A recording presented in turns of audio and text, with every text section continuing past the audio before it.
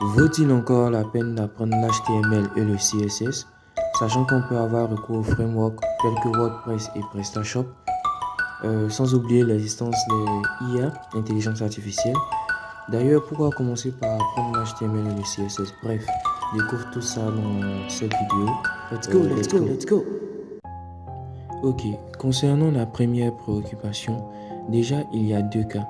Si tu es un entrepreneur que tu n'as pas assez de moyens, tu n'as pas l'intention de devenir développeur web, tu veux juste un site rapide pour pouvoir gérer tes bails, là il n'y a pas de problème.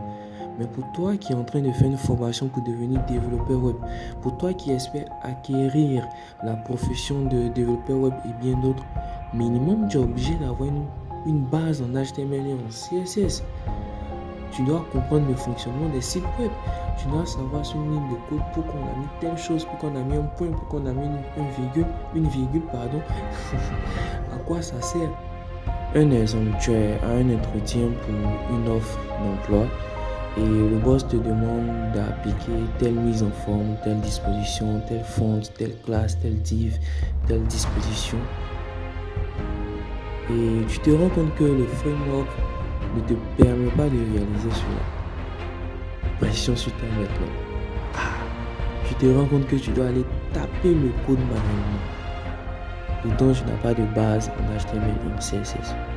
Bon là, tu fais comment? Pression sur ta maintenant. Donc automatiquement, tu es hors jeu et ton cœur est chaud. Voilà, donc il faut éviter ça. En tant que quelqu'un qui souhaite devenir développeur web minimum, il faut tout le temps être en train de faire des recherches. Il ne faut pas attendre que ton prof vienne te dire va faire tant. Toi-même, va faire tes recherches. Donc la deuxième préoccupation, sachant qu'il existe les IA, est-ce que ça en vaut la peine?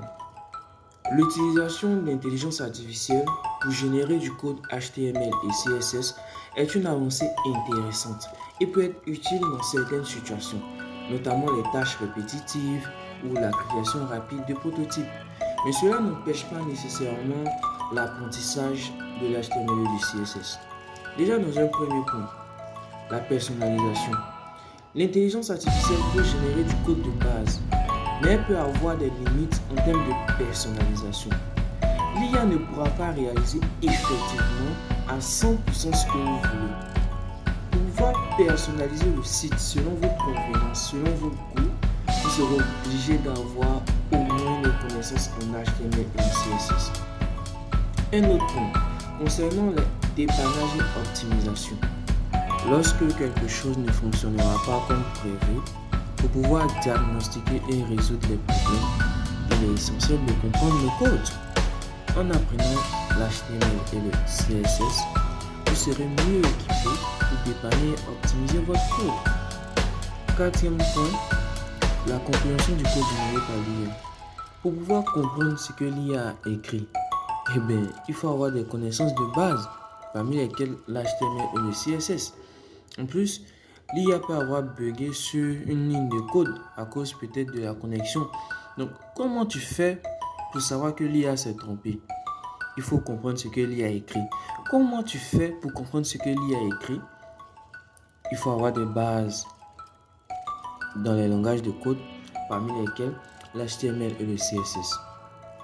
Donc, bien que les outils basés sur l'intelligence artificielle puissent être utiles dans certaines situations, moi je me dis que l'existence d'intelligence artificielle ne doit pas être une raison valable pour ne plus apprendre l'HTML et le CSS.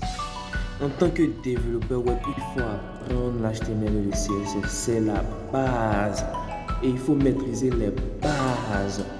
Tout commence par la base. Voilà. Ensuite, en tant que débutant, en tant que nouvel apprenant, pourquoi faut-il commencer par l'HTML et le CSS? Si tu as suivi la vidéo du début jusqu'à la fin, je crois que tu as la réponse.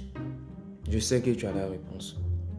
Donc, on va apprendre à coder en HTML et en CSS sur cette chaîne, sur votre téléphone. Voilà, voici un peu les prochaines vidéos.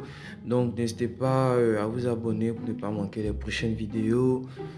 Voilà. So, ciao.